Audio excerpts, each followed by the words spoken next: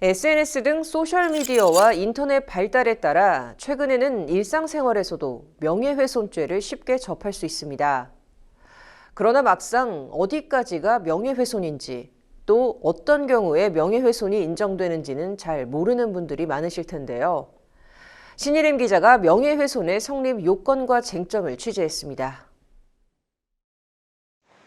일상생활에서 흔히 접할 수 있는 명예훼손죄. 최근에는 SNS 등 소셜미디어와 인터넷의 발달로 관련 고발 사례를 심심치 않게 볼 수 있습니다.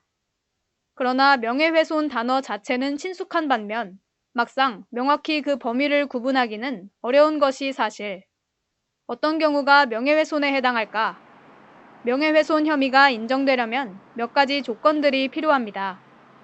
가장 먼저 따져봐야 할 것은 공연성. 해당 내용이 불특정인이나 다수의 사람에게 알려지는 것을 가리킵니다. 다수가 함께 있는 공공연한 장소나 온라인상의 단체 채팅방에서 사실을 폭로하는 경우 등이 이에 해당합니다.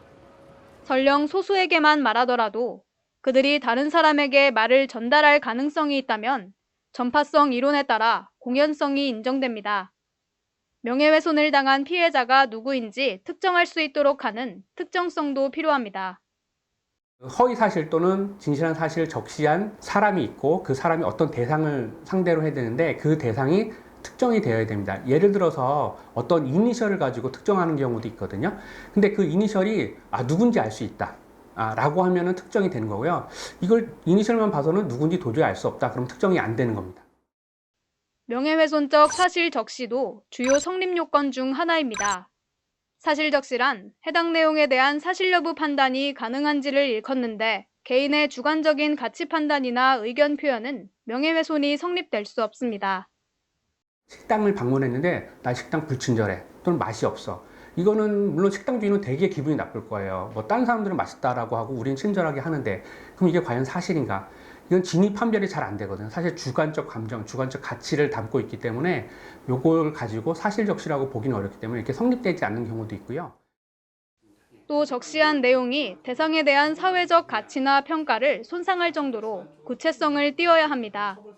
단순한 험담이나 추상적 감정 표현 등은 명예훼손이 아닌 모욕죄와 가까운 이유입니다.